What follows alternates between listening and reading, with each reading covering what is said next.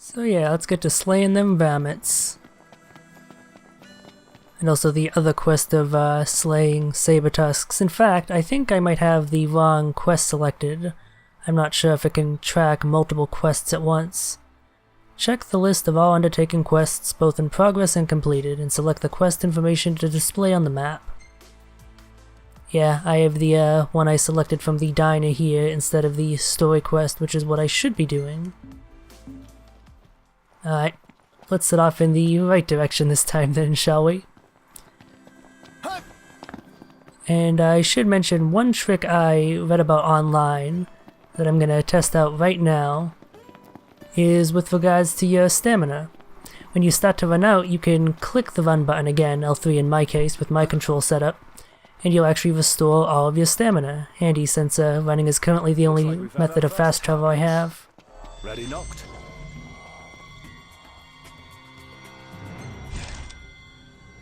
Alright, so in the options I have it set to wait mode, which makes it so that when I'm not moving, it automatically pauses the combat. And I guess that long bow over there probably does not fill up during combat, so I only have a relatively limited amount of time to do things. So I can use Libra on an enemy to gain some information, so they're weak to swords, great swords, and fire magic, while being resistant to ice and light magic. Alright, so given that they are weak to swords and broadswords, I should probably bring out my Masamune and see how that works. Yeah, that seems pretty effective. Conjure weapons to attack, hold square to blitz the enemy with consecutive attacks, change weapons on the fly, and adapt to the flow of combat. Stick to the Masamune for a bit here. There we go, that seemed pretty effective. Land 5 attacks. Alright, I'm not sure what that's about. It seems to be some sort of goal I have. Let's try some smooth transitioning between the broadsword, the greatsword and the broadsword. Select that dude, lock onto him. Oop, I accidentally leave because those are the same button inputs, and then let's go for some damage. Ooh! Oh, I missed though, that would have looked so cool. Let's switch to the broadsword, yeah, smoothly. Nice. One of these dudes left, so let's go after him. Didn't mean to do that. Excellent work. On we go. There we go, that went pretty damn well. I didn't get a good score for finesse, I'm guessing that's avoiding taking damage. And I also got 3 ice elemental thingies, I'll have to see what that's about. I noticed there's a marker over here. What's this about? What happened here? The telegraph pole's been split in 2. And not just this one either. The hell do you think did this? Hard to say. Natural disaster, perhaps? You sure? The hammerhead doesn't have a scratch on it. Maybe a huge monster came and knocked him down. It better not be the varmint Cindy was talking about. If it was indeed a monster, I'm probably gonna come across it. I guess I mistimed my button click there.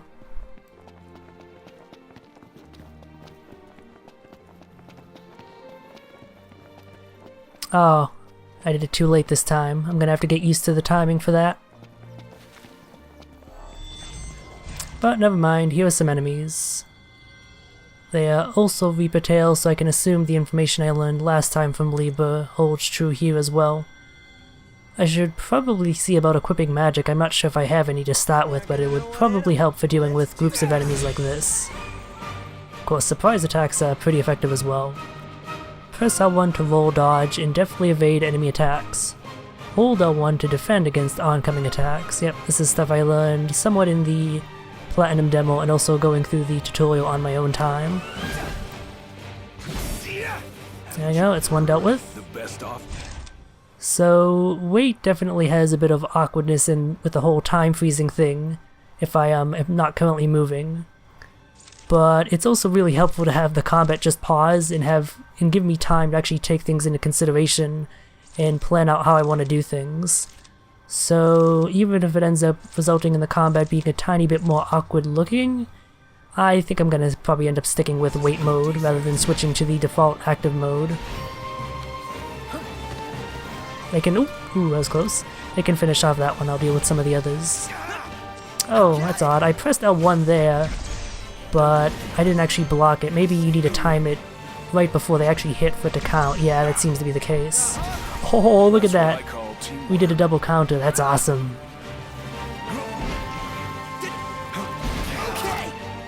Yeah, and there I was already in the midst of a swing, so I wasn't able to properly block. I'm taking a lot of damage. I am not going to get a good finesse score here.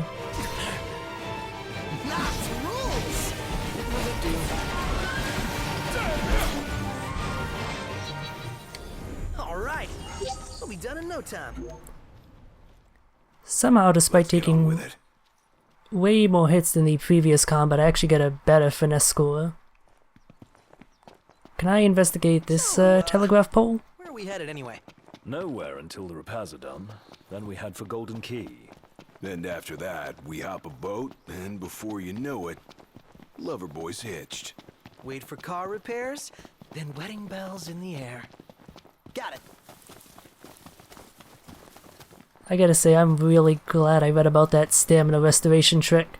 I wonder if that's something they explain later, because there's no way that they could expect you to just figure it out yourself, because I've never seen a mechanic like that in a game before. Well, except for Neo, I guess. Give it your all. Wanna bash some heads in? No, it. Ooh, head bashing. Noctis can instantaneously warp strike a targeted enemy at the cost of MP. The farther Noctis blade warps, the more damage his attack deals. R1 to lock on, and then circle to warp strike. Oh yeah, that's a mechanic from the Platinum demo as well, I forgot about that. Let's try that. Lock on, warp strike. There we go, nice. Outstanding, Noct. Oh, again, I must be just mistiming my L1 button press, because I pressed it when the prompt came up, but I still missed the actual block attempt.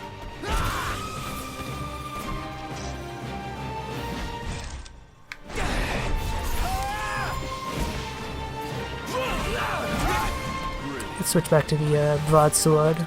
I want to have variety in my weapons. Hitting R3 by itself just brings up the map. What? Oh, I wasn't actually locked onto it, my bad. There we go. That's how you do it. Nice. Mission complete. Yeah, it's gonna take me a while to get used to the combat. Hello? Hey, it's Cindy. How goes the hunting? Actually, we just finished. That's great, 'cause I got one more hunt for y'all. Only this time, it's for a person. Fella named Dave went off, and we ain't heard from him since. Reckon he staked out a spot in an old shack nearby. Old shack. Oh, got it. We'll take a look.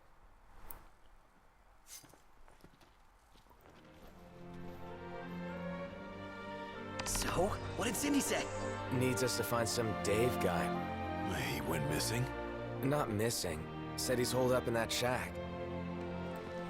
Well, let's go find this Dave then. Although actually, before I do that, I'm curious if these scorpions I've been killing count for that quest, because I think it's the same enemy type. Oh, no, it's not. They look kind of like scorpions in the picture, all jagged and stuff, but it's actually saber tusks. So that is an enemy I have not come across yet. Where is the location for that? So, okay, I'm way far away, so I guess I'll do that after returning to the gas station. Let's continue with story quests for now.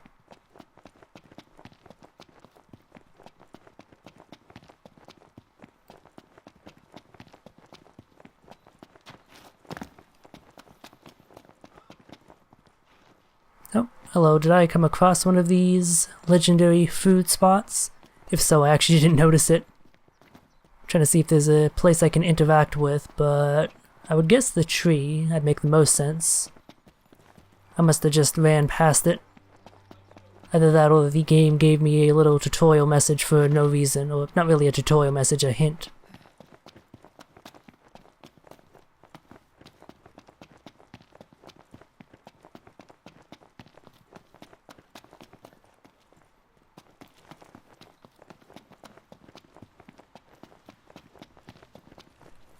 What's this? Mutant Dualhorn sighting, codenamed Bloodhorn. Characteristics: red tusks, extremely violent. Outstanding bounty on saber tusks in the area. Oh hey, saber tusks. Knocked! Get out of here! You okay? We are now. Spoke too soon. Okay, so these must be saber tusks. Let's see if they count for that other quest. Easy as they come. There we go. Managed to actually get the proper timing. Ooh, that was an awesome animation. Oh, it's kind of hard to see what the saber tusks are trying to do given the darkness of the shack. Maybe color of the enemies a bit brighter if you're gonna have them ambush you in a story-based event. Can't stop knocked. Oh, that was quick. Oh yeah.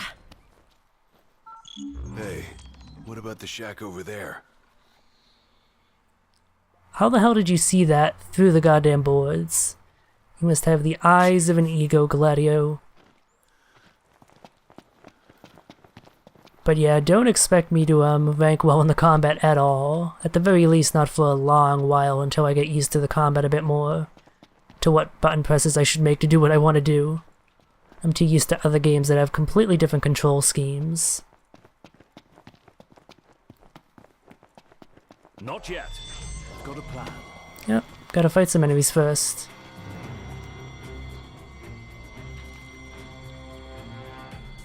Huh. What are we looking at? This creature is known as a saber tusk.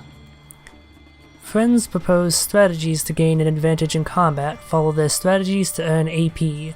Oh, so that's what those whole challenge things are about. Blue markers indicate points you can instantaneously warp to. Locate the blue marker on the windmill and point warp to it. I think I gotta get a bit closer. Tusks. Extreme.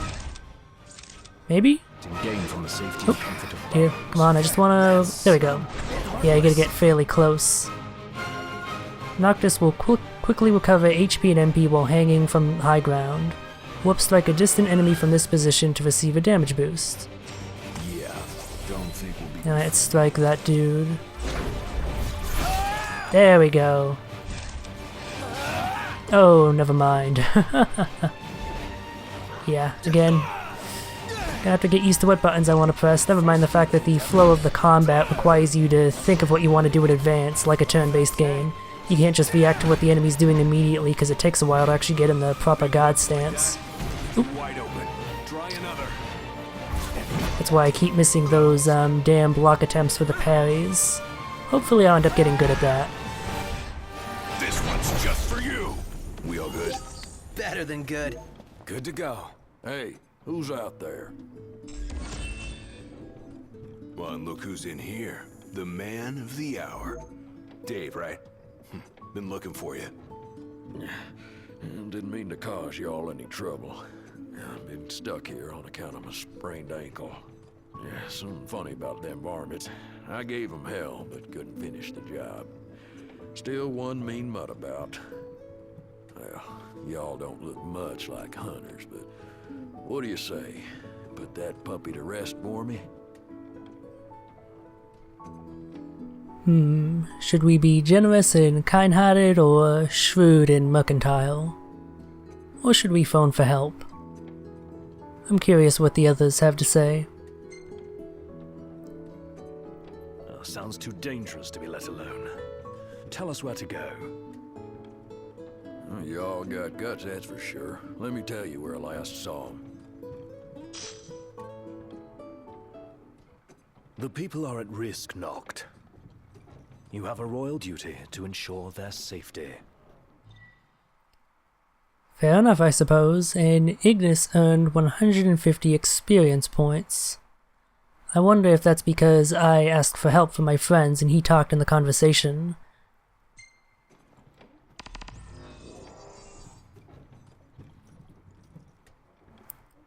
Before we go do that, however, let's look at the magic flask I got.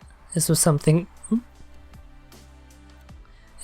that the tutorial explained to me. Craft spells using the elemental energy you have collected, then equip magic flasks to use them in the field, yeah. Adjust the amount of energy or add a catalyst when crafting to increase the spell's potency or add an effect, such as poison or multicast. Review your history to quickly craft more of the same spells. So I have 3 fire spells with 99 potency to start with. And I have an empty flask that I just got that I can put those ice elementals I got from that one previous fight. So I can put them in, and I'm honestly not sure what to do from here. When the tutorial brought this part up, I tried creating more magic spells to use, and I couldn't figure out how to get past this initial step after you slot in the number of raw elemental energy. Oh, okay, there we go. So I guess I gotta go down there and actually use like a potion or something? That's... Oh no, this is actually to create an alternate version of the spell, I guess. Smites with Blizzard while healing the caster, which sounds useful. But I don't quite want to do that. How do I remove that? L3 to discard. So yeah, I'm not entirely sure how to continue on from here to actually attune it to the flask, because it doesn't seem to want to give me a button prompt to do that, and I've tried like every button I can think of, and it doesn't seem to want to do it. Maybe I need more of this raw elemental energy. Like I need a higher base potency or something like that. I'll have to figure that out later, I suppose. Before I leave the menu, since I've been getting a fair bit of AP, let's see about purchasing some more skills here. Since I don't have any control over my allies, I'm assuming they use these automatically, so let's get this one. Not having to manually Libra the enemies seems like it'd be a huge boon. Or at the very least, a great convenience. I think I'm gonna save up my AP for now, and maybe purchase some more expensive abilities under the combat tree. Those seem like they're the most immediately useful. Alright, so let's get to going after that Dualhorn that he mentioned.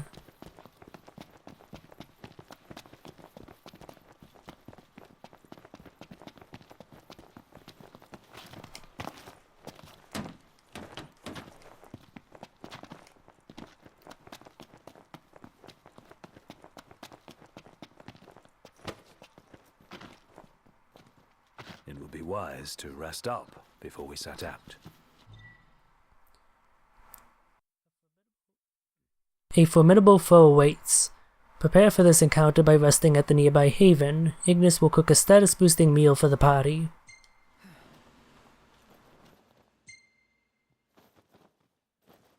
In that case, let's find a spot to make camp. The hunters are really out in full force around here, huh? So they're the new Crown's Guard or something? Similar, though technically a civilian outfit. They've definitely seen a lot more action than we have. Is it cool that we rock Crown's Guard outfits? Be worse not to. They made them especially for us. Even got a sweet insignia on them. In the Crown's Guard, your attire identifies you, so wear it with pride.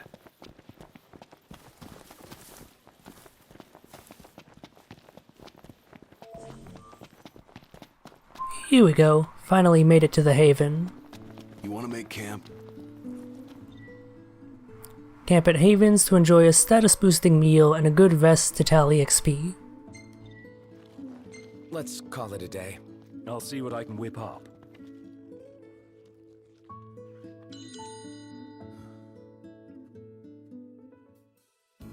Yeah, my report card isn't exactly all that high in terms of grade.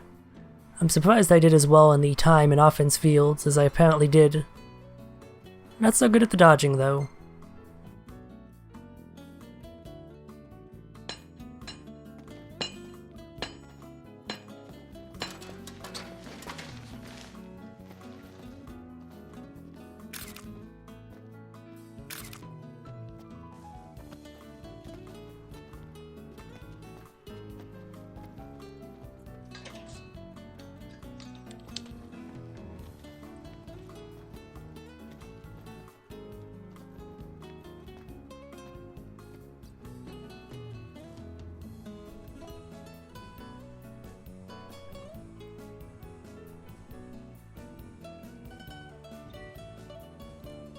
Ignis uses ingredients to prepare meals at camp.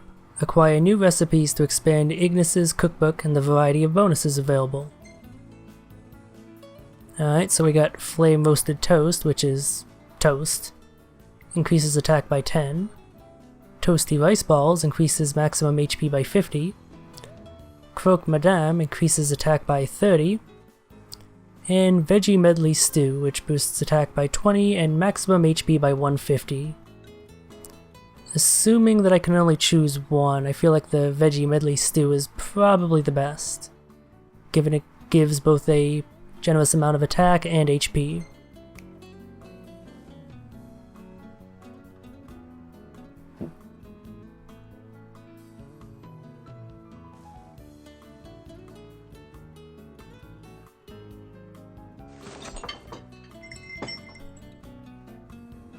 I gotta say, that looks pretty damn good. There's gonna be food porn in this game, I can tell.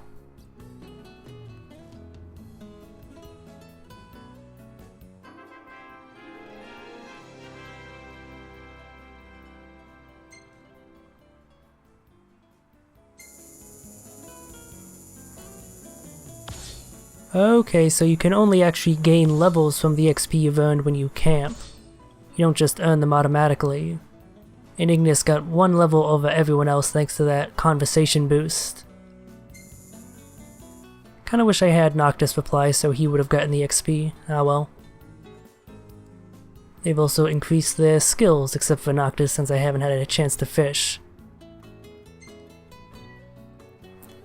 Prompto is documenting the journey in photographs, review the pictures he takes, and save his best snapshots. Share snapshots on social media and show your friends. No thanks. I guess I will save some of the better ones that he makes.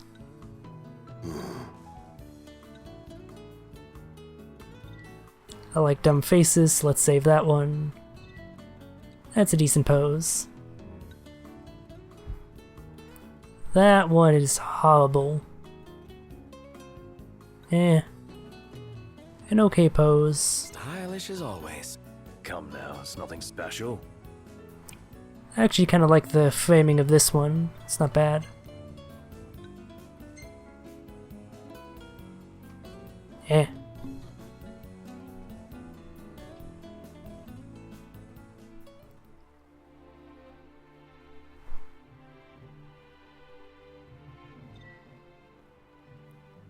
Access the pause menu outside of dungeons and combat to save manually. Note that certain quests may prohibit saving, so you can't save scum, I guess. Tutorials offer a wealth of story and gameplay information. Take the time to review them if you find yourself struggling in battle. Like a father to her. Ever since they got back, Sid's been the only one looking after her. Rather more than a middling mechanic can handle. All things considered, I'd say she turned out okay. But like any girl, you just need to treat her right. Treat her wrong and Sid'll stuff his wrench where the sun don't shine. Take care of the car, and it will take care of us. Yeah, the car. I'm loving the various dialogue these four bros have been having. It's pretty good so far. Good work on the localization team. Oh, damn it, I missed the button press.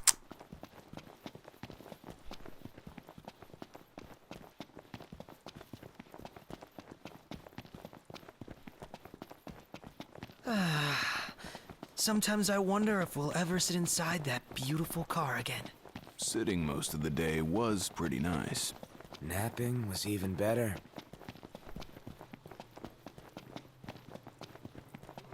Almost there.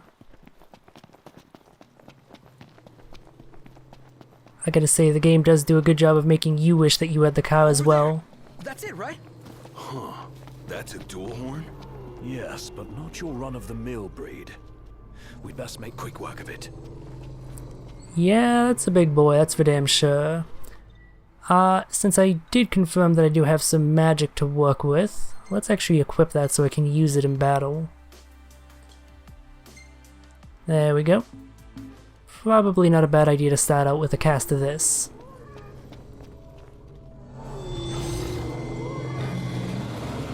Wait a sec. What? Scared, big guy? You ought to be too. Thing's vicious. You sure? Looks tame to me. Yeah. Look out!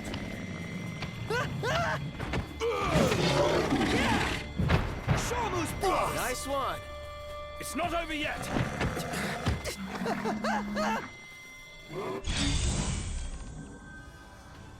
Well then, let's take down this big beastie. Let's find out his stats and elemental resists. I'm not sure why they make this take so long. It only drains a tiny bit of that massive wait timer after all. So 9,000 HP, is weak to spears, shields, and fire. So that's good. Resistant to ice, which I don't have, so that doesn't matter. Alright, let's get away from him before he charges. I want to cast some fire. Your friends can perform special techniques to aid you in combat. R2 plus a D-pad direction. I'll use those in a sec. Oh dear. Ooh. And I did not manage that warp button press in time. That's fine. Alright, I'm locked onto him. Let me launch a fireball. There we go. Took out around half of his HP in one go. And I believe it said he was weak to spears. Yeah. So, which one is the spear user? Were any of them a spear user? I don't actually remember. No, one used dual daggers, one used great swords, and one used guns. Well, Piercer sounds like it would be useful.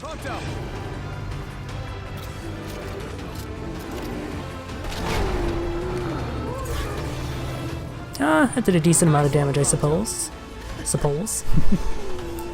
Oop, so let's actually switch to spears since I'm the only one that actually, has it. Okay, it says to use Gladio's Tempest. I'm not sure why. So let's get a bit of distance first. There we go. Tempest.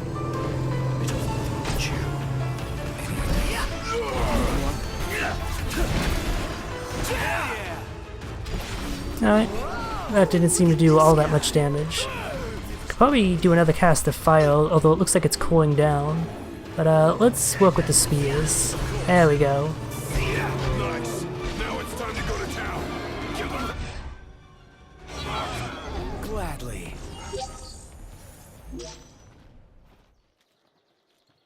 Dun-dun-dun-dun. Ring ring. Hello? Hey, Dave just called and said he's safe. Thanks for finding him. Okay. Nice work, y'all. By the way, the old girl's looking good as new. Oh, while I got ya, if y'all want to fix her up before you roll out, let me know.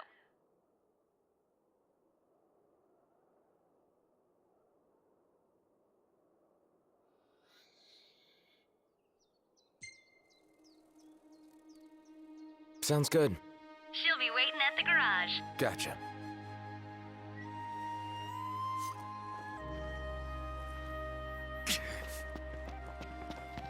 So, who's up next behind the wheel?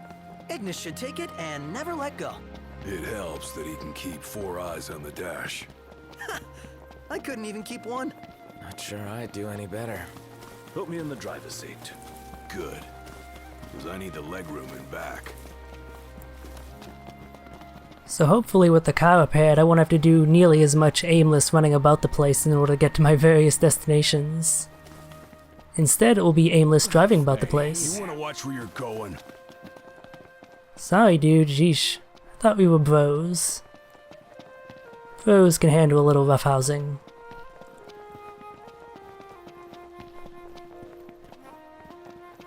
Yeah, the timing on that's actually a bit trickier than it seems, and if you fail it, you can't press it again in order to recover. It automatically goes into that orange state. It's rude to keep a girl waiting. You better apologize. What is that?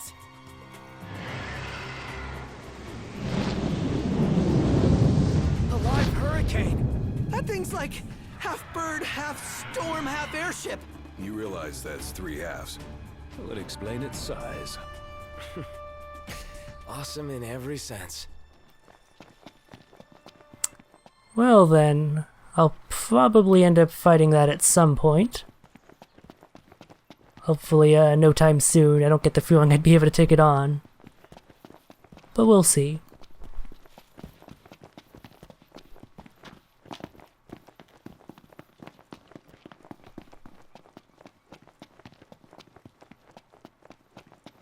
I'm always a bit hesitant to talk during these running sequences, because I don't know if any of the companions are gonna jump in with dialogue. And I really like listening to that, and I don't want to interrupt it. It's all pretty damn good. Again, the localizers did a fantastic job. So far, a man can walk. Our Crown City upbringing didn't prepare us for this. Pretend you're walking to the car. And of course, I should credit the original writers as well for providing the content that was so adequately translated. Assuming, of course, the localizers just didn't make up a bunch of dialogue on their own, which they could have, depending on how culturally referential it ends up being. A good localizer will, of course, change cultural references to that of the language that they're localizing it to. Language/region.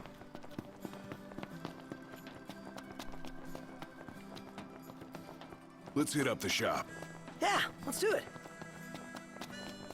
Oh, hey, look at that! It's got a neat little 16-bit sprite style car paint. So that would be Cindy, Sid, two characters who I don't know who they are, the four main dudes, and the four main dudes again. Nice. Sorry about the wait. Ain't she purty? She's almost too pretty for the road. She's back. We should all get a picture with her.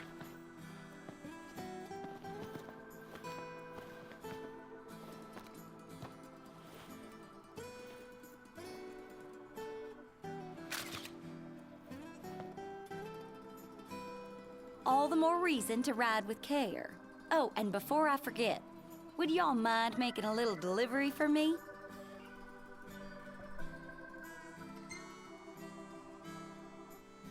No, not at all. Perfect. Thought you'd say yes.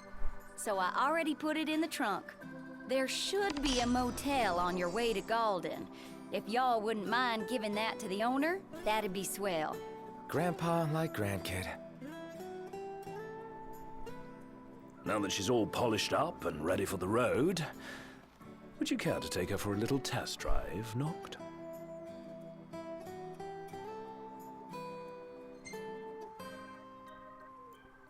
Sure, why not?